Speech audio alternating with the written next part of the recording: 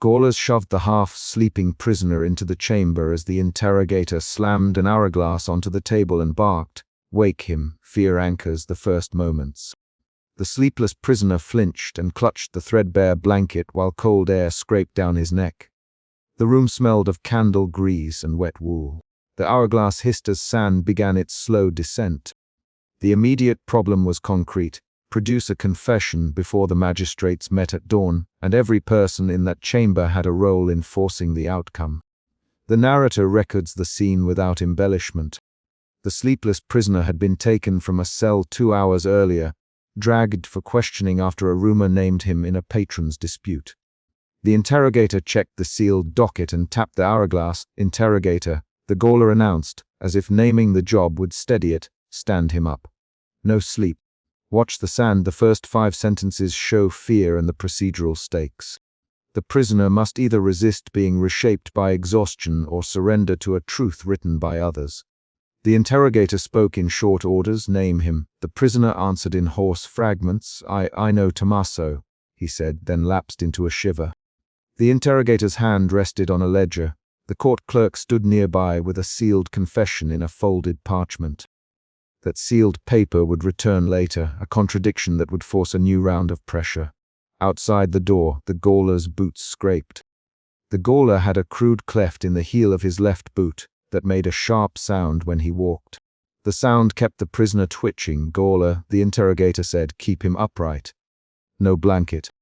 No leaning. The Gauler obeyed silently, moving a bench under the prisoner and jerking him to his feet when his eyelids drooped. The prisoner blinked like someone trying to force their eyes through glue. The interrogator was methodical. He set an hourglass between the prisoner and the ledger and tapped the glass with a brass fingernail. "This 1 hour," he told the clerk, "we write what he gives us. We will not stop the sand to listen to excuses." The interrogator's calm voice cut across the chamber. It read as authority less than plan. He traded the first shift of emotion. He began clinically, then sharpened to impatience when the prisoner hesitated. The ritual of exhaustion began. The Gauler cradled a strip of rawhide and snapped it across a palm to keep the prisoner conscious without causing lasting injury. The interrogator lifted the hourglass so every man could see the sand move. "Speak clearly, prisoner," the interrogator said. "What is Tommaso's fault?" The prisoner answered in starts, eyes unfocused. He could not name the dates of market payments or the exact words he'd spoken weeks before. His tongue returned only images of faces and rooms. He tried to hold a sequence in his head and failed. He reached for a memory and his grip closed on breath and light. Delirium arrived as a slow thief.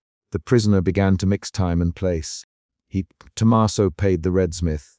"No, the blacksmith, my mother," and then called out the name of a tavern that had closed 2 years earlier. The interrogator wrote each line into the ledger and pointed. When the Gauler hesitated, "Court clerk," he ordered, "write what he gives." "Stop asking him for cents." The clerk, hands careful and quick, recorded the words like a machine. The clerk's pen thudded, the only steady sound besides the sand. Dialogue kept the pressure moving. "Prisoner, did you meet Corso?" The interrogator asked. "Answer," he added when the man's mouth trembled. "Prisoner." The Gauler snapped. "Keep your eyes open." The prisoner licked cracked lips and said, "Corso, he was there by the gate. My boots." The interrogator wrote "Corso" in the ledger and underlined it. He used the man's broken sentences as scaffolding. The first emotion shift, fear to confusion, appeared in the prisoner's actions. His hands stopped shaking, then clenched suddenly as an incorrect name surfaced. A new element interrupted the routine. The court clerk stepped back and unfolded a sealed confession that arrived at the chamber's edge minutes earlier. The clerk said, "Interrogator, this is on file." The interrogator glanced, then snapped, "Bring it here." The sealed parchment stated a clear, coherent confession naming a powerful patron. The document did not match the prisoner's current stream of images. For a moment the power dynamic wavered. The interrogator's pen slowed. The Gauler's hand paused at the rawhide. The clerk held the folded sheet so that the interrogator could read the name. "It says Ruggieri," the clerk said. "Ruggieri signed this in ink 3 nights ago." The interrogator's jaw tightened. "Ruggieri," he repeated. "Prisoner, tell us about Ruggieri." The prisoner blinked as if hearing a new language. The second emotion shift occurred here. Confusion hardened into fear of a specific name. The prisoner tried to speak, but the gaoler shoved a cup of water into his hands to steady him. The interrogator adjusted tactics. He removed the thin blanket from the prisoner and ordered him to stand with his back straight. He brought a basin of cold water and splashed it into the prisoner's face until his breath came ragged and the eyes opened wide. Interrogator, the clerk protested softly. The docket, the interrogator cut him off. We will have what we need by dawn. Seal what we write tonight. He added a procedural phrase that wrapped necessity around cruelty. The interrogator increased the rhythm. Snap of rewired tilt of water, rattle of chain against the bench leg. Voices in the chamber traded short lines. Interrogator, he says Ruggieri never visited the market. The prisoner said in a thin voice, I saw Ruggieri, no, my sister. The clerk wrote on and looked from the man to the folded confession. Clerk, the interrogator said, compare what he says to what is signed. Note the differences. The clerk adjusted his pen but did not look surprised. His job required him to treat contradictions as paperwork, not scandal. The mini cliffhanger came when the clerk announced a decisive inconsistency. The signature on this sealed confession matches a hand in the registry. But the dates are off by 2 fortnights, the clerk said. The interrogator's hand hovered over the ledger. The gaoler shifted his weight.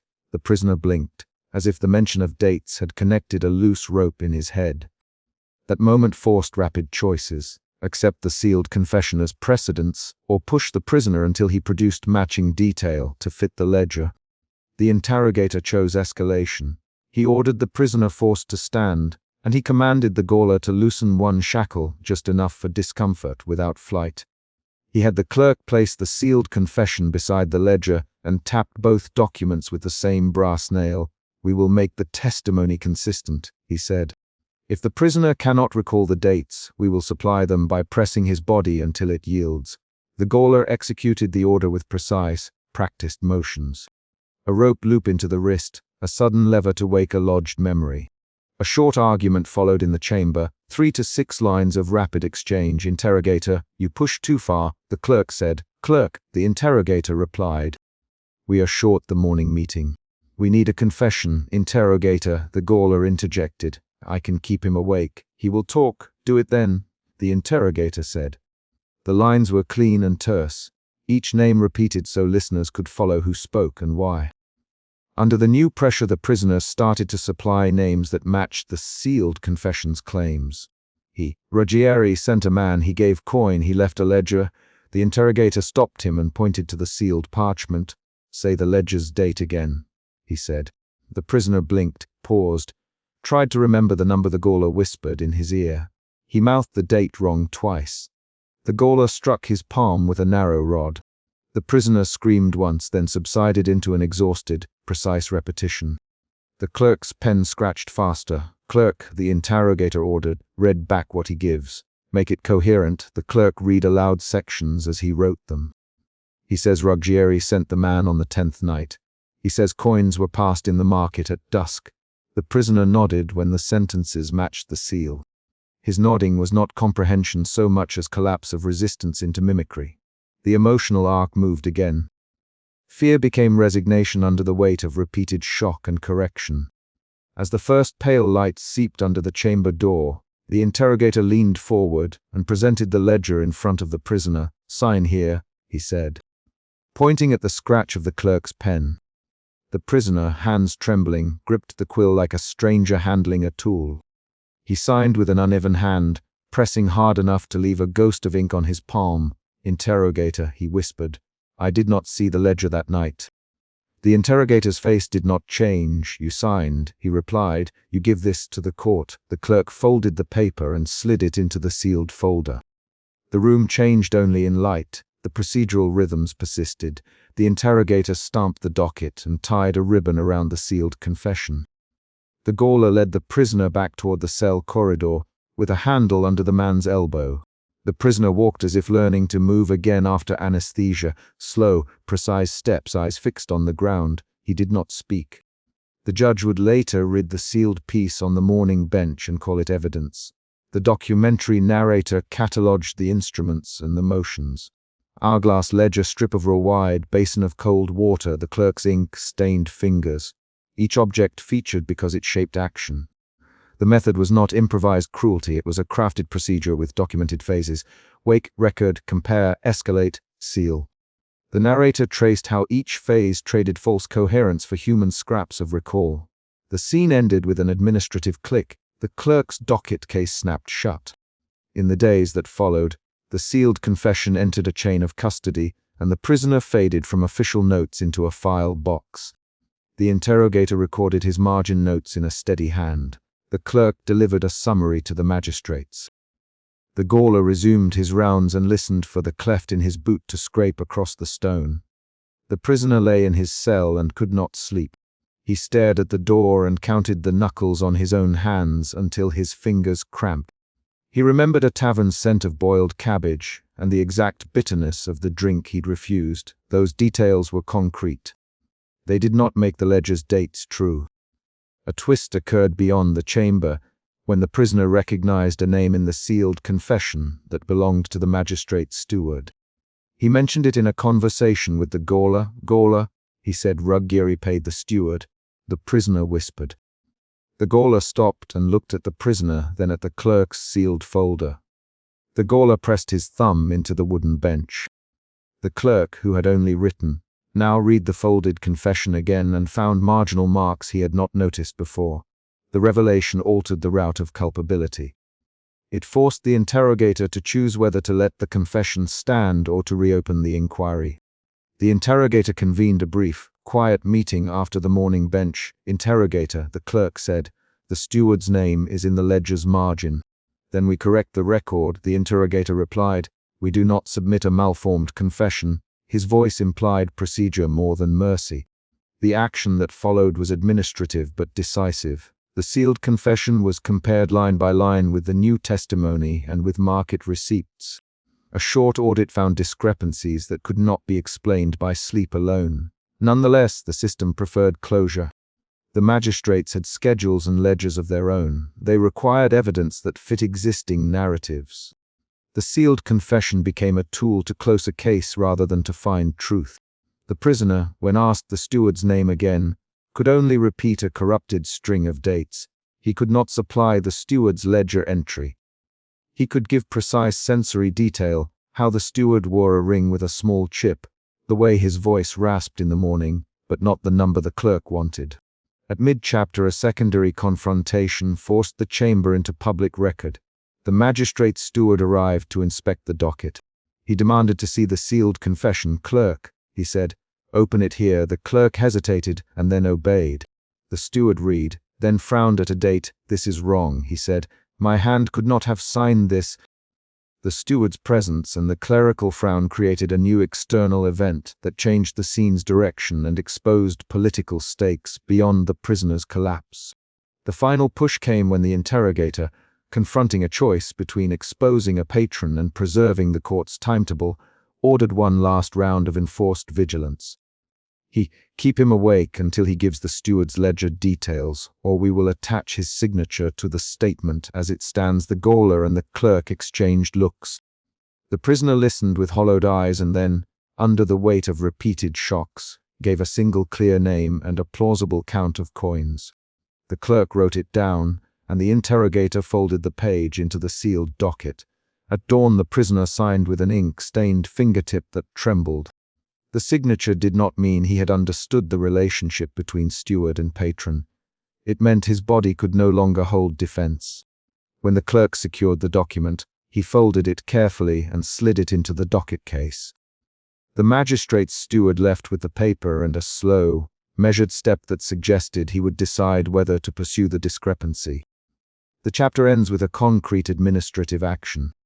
The clerk locked the docket case, the interrogator handed the sealed bundle to the steward, and the gaoler took the prisoner back to his cell with his hands still raw from the bindings. The narrator's closeout was factual. The routine completed its immediate goal. The prisoner lay on the pallet and pressed his palms into the straw until his nails broke the skin. He could not sleep then either. He counted the rivets in the ceiling until the first shard of daylight struck the bars, and someone knocked on the corridor gate. The last line is an action. A distant knock sounded, 3 deliberate raps on the courthouse gate, and the clerk rose to answer it. That knock would open a new sequence of choices outside the chamber, and the sealed confession, now in another set of hands, would test whether the institution valued procedure or truth. Emotion root, fear. The chapter shows emotion shifts from fear to confusion, confusion to resignation, resignation to forced compliance, and then to a hollowed endurance. Each shift is expressed through trembling hands, stammered names, nods, the tightening of a glove, the clerk's quick pen, and the gaoler's measured strikes. The narrative follows the beats. Hook, ritualized exhaustion, delirium and fragmentary speech, ledger discrepancy, escalation, confession at first light, and procedural aftermath. Dialogue drives conflict in the chamber. The interrogator, the gaoler, the clerk, and the steward exchange short, functional lines that reveal motive and power. This chapter closes a contained conflict. The prisoner either resists or is forced into a document that will travel beyond him. The immediate event that ends the chapter is a knock at the courthouse gate, and the clerk rising to answer it, which sends the sealed confession into the next phase of institutional choice. A gaoler yanked the prisoner by the elbow into the scribal annex while an hourglass tipped and spilled slow beads of sand across the table. The hourglass had already been used once that morning. It was turned now with a firm, measured drop. Betrayal sat between the wooden benches and the lamp, not an idea but a plan. Officials would turn a man's exhaustion into evidence. The interrogator folded his hands and watched the countdown. The central problem was immediate and precise. The authorities required a written confession, and they intended to produce it by keeping the man awake until he could no longer defend his own words. The narrator recorded these motions with cold precision. The sleepless prisoner had been brought from the chamber where, 2 mornings earlier, gaolers had shoved him half asleep and an hourglass had been slammed on the table. The memory of that shove, the hourglass's heavy click, sat in the file next to the names of men who would be recorded as confessors. The prisoner was late 20s, gaunt, blanket-thin and damp at the hem. He tried to hold his head steady as Scribe Elias set quills and ink within reach. Scribe Elias cleared his throat. Scribe Elias, the man said in a low rush when asked his name, and then offered his hands to steady the ledger. He moved with nervous, efficient motions. The interrogator did not speak at first. He waited for the gaolers to leave and for the lamp's shadow to lock the annex into a tight rectangle of light. The annex smelled of wax and wet leather. It contained 2 chairs, a low table, a ledger, and an hourglass placed like a silent judge. The first external action came quick. The head gaoler pushed a basin of cold water across the floor and set it by the door. No rest, the head gaoler said. He left the basin and closed the door with a slow iron thud. The prisoner stared at the basin as if it might be a mirror. Please, let me sit. His voice was a rasp. The interrogator replied, sitting is not rest. Speak when spoken to. That exchange established the rule for the room. Every request would be treated as weakness. Every hesitation would be recorded as confusion. Elias unfurled a list of prompts and read the first line aloud. He enunciated each question like a bell. State your name. State the place you were seen. Did you meet the others? The prisoner tried to gather facts. His sentences turned thin. He stopped on names. I saw Thomas by the mill. The interrogator tapped the table. Thomas by the mill. The interrogator repeated. Right, that testing coherence became a ritual. Elias read questions in a clipped cadence. The interrogator watched the prisoner's eyes for changes. The prisoner blinked slowly and then stared at a spot on the wood grain. Small confusions were circled on the ledger as evidence. The interrogator noted each pause. He falters on dates. The interrogator told Elias once, record the hesitation. Incoherence becomes confirmation. The way the interrogator spoke made clear that procedure would be used to justify outcome. A shift moved through the prisoner. Suspicion hardened into fear. He caught himself watching Elias's hand where it hovered over the ink. Stop. That's not what I told you. His words were short and urgent. Elias looked at the interrogator and then at the ledger. The interrogator's stare hardened. Scribe Elias, transcribe the answer as given here, the interrogator said, tapping a page where his notes matched the expected confession. Elias hesitated, then dipped his quill and altered a phrase. The prisoner lunged forward enough that the gaolers leaned in. The words are mine, the prisoner said. They are not. He broke off when a gaoler laid a hand on his shoulder. That touch tightened his chest. He had two immediate choices: to protest and risk a fresh cycle of deprivation, or to accept the correction and move toward the possibility of release. His jaw clenched. Betrayal flared, then narrowed into a single aim: keep truth intact for as long as he could. The head gaoler returned with a list and a basin of cold water. He poured the water across the prisoner's wrists and spoke the schedule aloud. The prisoner swallowed hard and kept talking. He answered questions, but each answer was followed by a small correction. Elias rewrote lines. The interrogator narrowed his voice into questions that forced the prisoner to choose between consistency and continuity. Did you act alone? Did you act with Thomas? The prisoner offered. I don't remember consistently. The interrogator said. Inconsistency will be entered as deliberate omission. The ledger grew heavier with marginal notes. A second emotion shift followed. Confusion slid into resignation. The prisoner began to count his breathing to keep sentences upright. I remember the mill bell, the cart, Thomas leaving with a sack. Elias turned toward the ledger and added a clause the prisoner did not recall. The prisoner noticed the added clause and struck the table with one fist. No, he said, I didn't say that. The interrogator rose and went to the door. A magistrate's boots sounded in the corridor. Everyone stopped. The magistrate's arrival was an event that reset the power balance. The magistrate did not ask for a recitation. He opened the ledger and read the draft aloud. We can seal a gentler sentence if the confession matches the ledger. He looked at the prisoner with practiced softness. You will be spared harsher measures if you sign what you know fits. The prisoner scanned the lines and felt the room tilt toward a bargain. Fabricated absolution for a ruined testimony. He thought of his sister at home, of the few coins she had saved. He thought of the cart, the mill bell. I won't lie to save myself. The magistrate's expression tightened. Then you choose continued examination. He closed the ledger and left the choice visible. Scribe Elias returned to the desk with a new posture. He leaned over the ledger and began to rewrite entire sentences. He added details. Places the prisoner did not remember, names he had not heard that morning. When the prisoner protested, Elias replied, Scribe Elias records what the court requires. Clarify, or I will note your inability to clarify. Elias's voice had the practiced patience of a man who had learned to balance the ink between law and orders. The prisoner felt a sudden, sharp panic. He grabbed the quill to stop Elias from writing. That motion produced a small, violent scramble in the annex. Gaolers moved in to restrain him and the interrogator barked. Stop that now, the prisoner said. You can't, those are not my words. The magistrate's shadow fell in the doorway. The magistrate spoke in a low tone. Scribe Elias, correct the parts that match testimony. The rest will be inferred. The prisoner froze. This moment was the mid-chapter cliffhanger.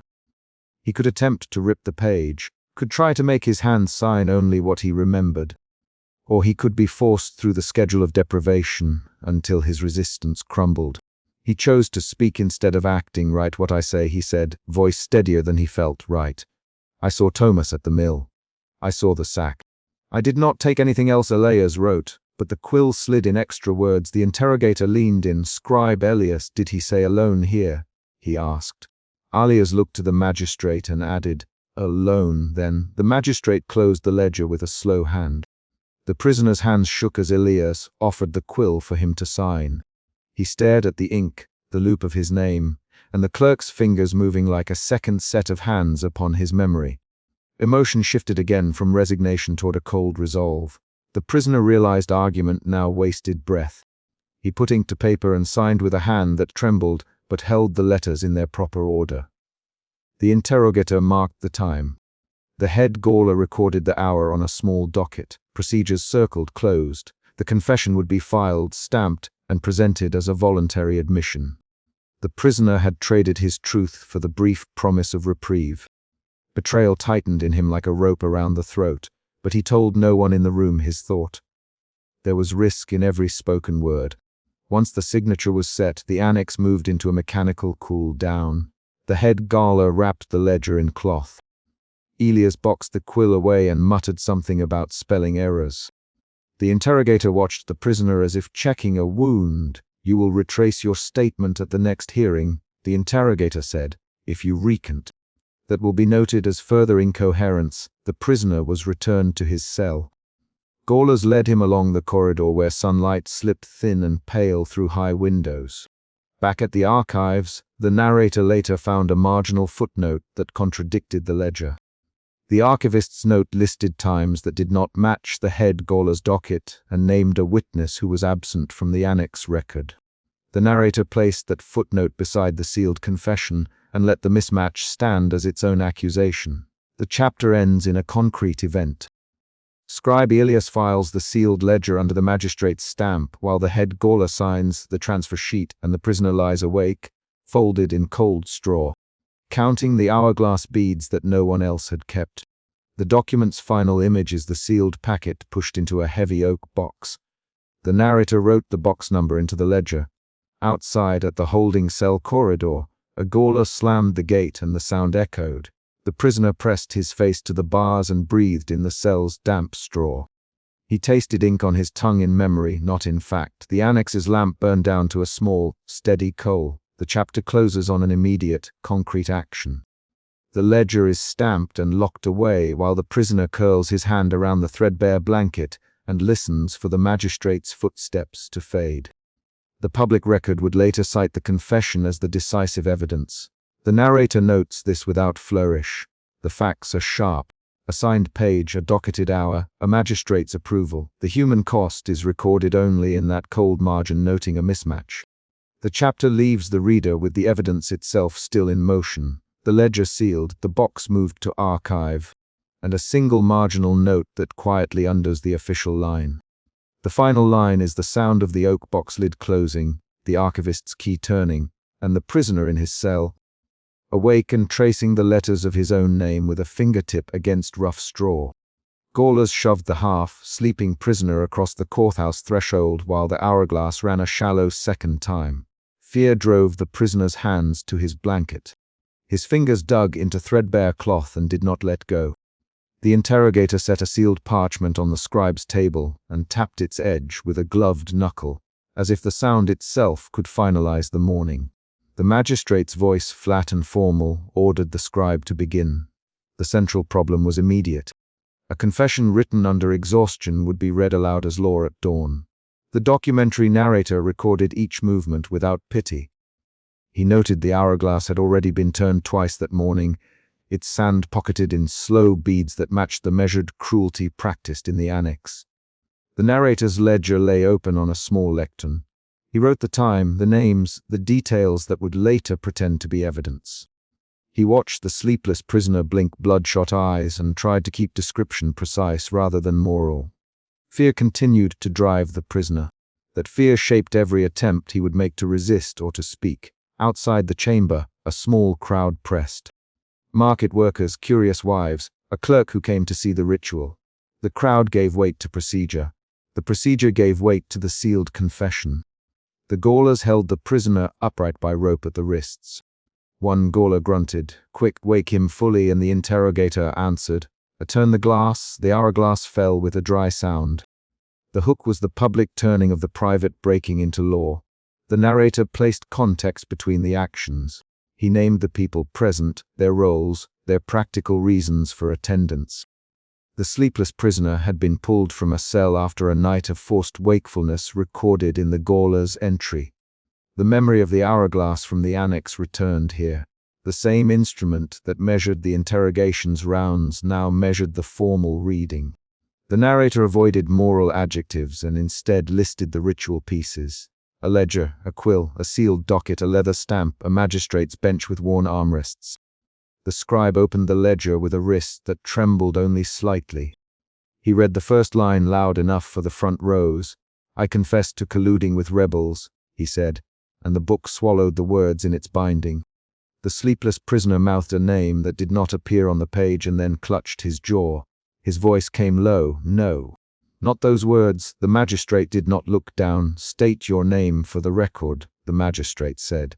The prisoner answered with a broken cadence, "Thomas." "Thomas Rendell." The crowd repeated the name under its breath as if it were currency. Doubt followed fear.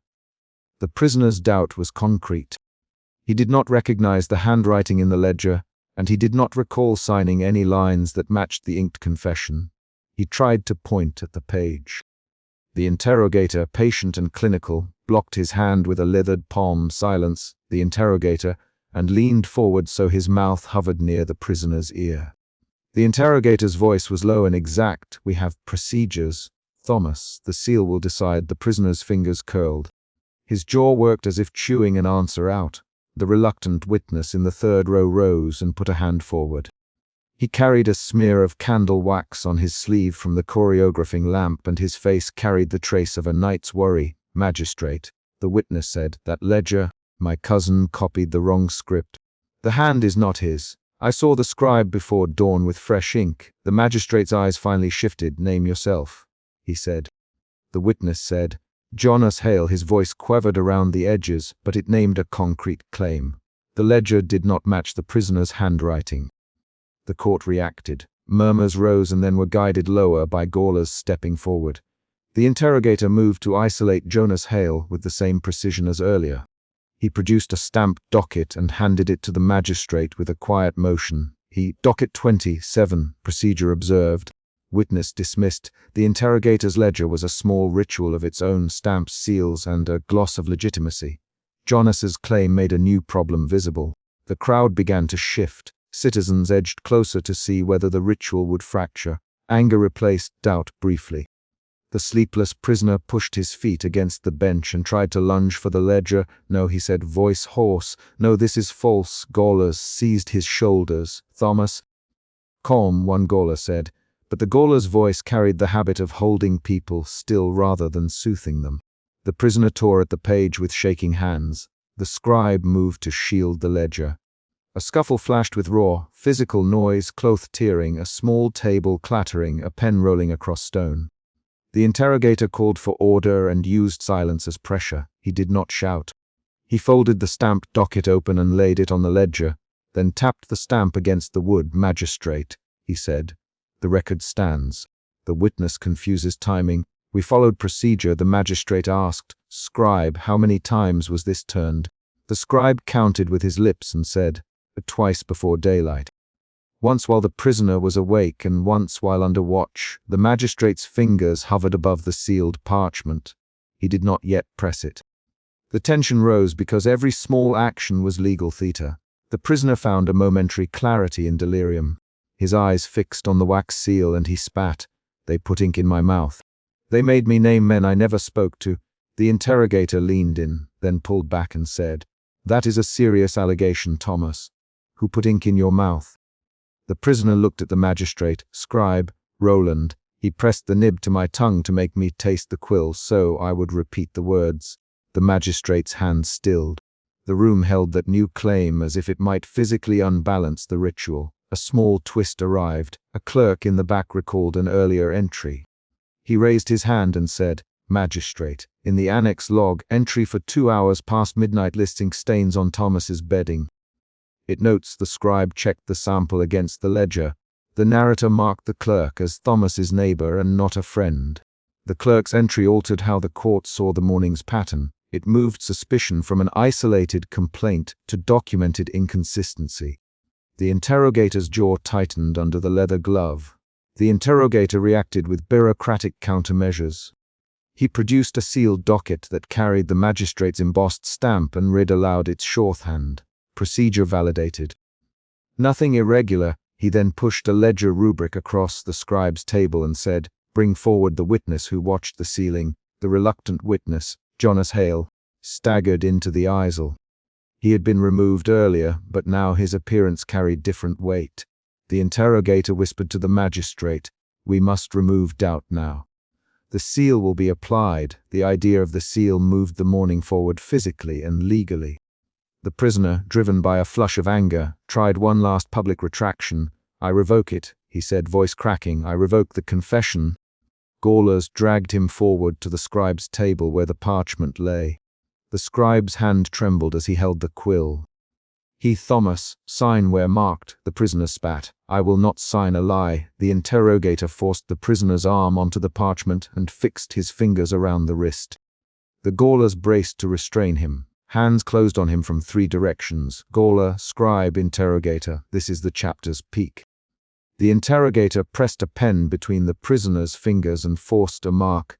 guiding the hand while the magistrate intoned the formal words of sealing. The action was physical and clinical. A clamp on knuckles, the scratch of quill against parchment, a smear of ink. The prisoner tried to jerk free. "Stop," he cried. The magistrate's voice sounded like a procedure rather than mercy. "Proceed," the magistrate said. The scribe wrote Thomas's name under duress. The hourglass tipped. The pale light struck the parchment just as the pen made the final hook. Shock moved through the crowd and then consolidated into silent acceptance. The seal was pressed and the stamped emblem took the finality of law. The interrogator slid the sealed parchment into a docket case and tucked it beneath his robe. He took a small token from the case, a metal stamp he had kept since earlier trials, and placed it in his palm like private currency. The magistrate filed the confession into an official registry. The scribe breathed as if relieved. He also looked away from the prisoner. After the signing, the chamber's ritual rhythm slowed and the narrator recorded the aftermath in precise detail. The gaolers carried the prisoner back toward the cell corridor, their shoulders even though one of them had a fresh tear at the cuff. Jonas Hale was escorted away by a different gaoler whose gait indicated nervous duty. The magistrate returned to his bench and tapped his ring on wood. The scribe closed the ledger with a deliberate fold. The narrator noted the precise time and the stamp number and wrote the names in a column to make the lie a permanent entry. Emotion shifted again. The prisoner moved from fury to a hollowed resignation, his body folding under constraint as the corridor swallowed his shape. He stared at his own hands where red marks of forced ink still lingered. He mouthed syllables that were less protest than attempt to remember which parts belonged to him. The interrogator walked behind, pockets heavy with his stamping tools, and kept a steady, controlled gait. "We did our duty," the interrogator to no one in particular. The magistrate made no reply. The narrator closed the public chapter and opened the archival one. He logged the seal number into a narrow alcove where ledgers joined other ledgers in a low, dark cabinet. He wrote the line, "Confession sealed at dawn." Procedure followed, witness claims addressed. He did not write the prisoner's retraction. The scribe, lingering, caught the narrator's eye. The scribe said, "We acted under order." The narrator recorded it as a statement and not an excuse. A secondary reveal then changed how earlier moments were understood. In the annex ledger, the scribe's own hand had been noted as hurried and a charred nib mark matched the ink on the prisoner's tongue. The clerk who had noted bedding stains supplied a folded scrap of parchment to the magistrate. It bore the scribe's smudge and the magistrate's initials in a margin. This twist altered the weight of earlier testimony. It suggested not only coercion but deliberate collusion in manuscript. The interrogator's face did not long show surprise, only a fast calculation. He produced another docket, this one annotated with a minor correction that reattributed the ink stains to a different hour. The correction was small, concrete, and efficient. Arguments flared with terse, fast lines. "Jonas," the magistrate said, "you claim the script is wrong." Jonas replied, "Yes, magistrate. I saw Roland with fresh ink before the reading." "Roland," the magistrate asked the scribe, "did you handle this tonight?" The scribe answered, "I touched the page only to transcribe dictated words. I did not force any signature." "Thomas?" The interrogator, "How do you explain the bedding stain?" Thomas whispered, "I was forced. Roland made me speak." The exchange moved like an interrogation inside a formal setting. 3 to 6 short back and forth lines that revealed motive and contradiction. The magistrate forced a procedural judgment to collapse the dispute. The seal binds unless a higher court is petitioned within 3 days. The magistrate's rule issued a concrete constraint. Jonas's shoulders drooped because the legal window closed quickly. The interrogator then did a precise move. He asked the scribe to make 2 exact copies of the sealed page and have them bound for the registry. "Seal 1 for the archives," he said. "Seal 1 for the town records." The scribe obeyed, fingers quick with practiced care. At the corridor, the prisoner was set onto a cot under a single shaft of pale morning light. The documentary narrator recorded the cot's threadbare weave and the faint mark of ink near the pillow. He noted the gaoler's oath to return the prisoner to the same cell and the interrogator's small token tucked into a pocket. These details would later be cross-referenced in petitions and complaints. The prisoner watched the door close and counted the sound of its iron groan like the steps of judgment. They have my name now, the gaoler answered. They have their paper, you have your breath.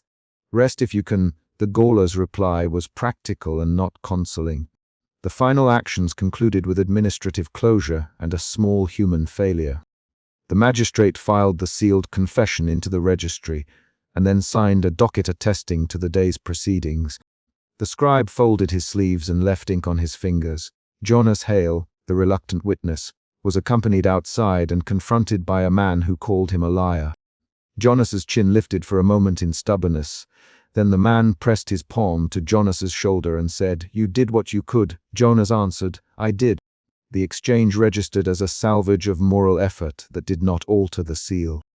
The narrator made a final entry noting the interrogator's token, the stamped ledger, and the prisoner's forced mark. He closed his own ledger and set it to the side. The legal fiction was complete. The chamber had converted a fractured human testimony into a sealed archival truth. The last image the narrator recorded was of the cot's pillow stained and the sunrise sliding across the edge of the parchment in the magistrate's file. The scribe left the building with the hollow sound of shoe on stone. The chapter ends on a small, concrete beat. A knock at the registry door after the files were shelved. A junior clerk pushed the door and said, "Magistrate, a petition arrived from the merchant court asking for an immediate review." The magistrate looked up at the interruption, and the interrogator's hand tightened on his token. The narrator paused his pen, then wrote the time. The sealed confession remained lodged in the archive, but a new paper had arrived that might reopen the ledger's assumptions. The door closed behind the clerk. That knock was not the start of another chapter here, only a situational closure. The legal machinery continued to turn. The prisoner was carried back to his cell. The stamped page rested in the file, and the narrator copied the registry number into a cross. Index. The final sentence of this chapter records the exact motion. The magistrate lifted his stamp and tapped it once more on the docket as the clerk withdrew. The act made a small sound on the wood, and the court returned to its ordered routines.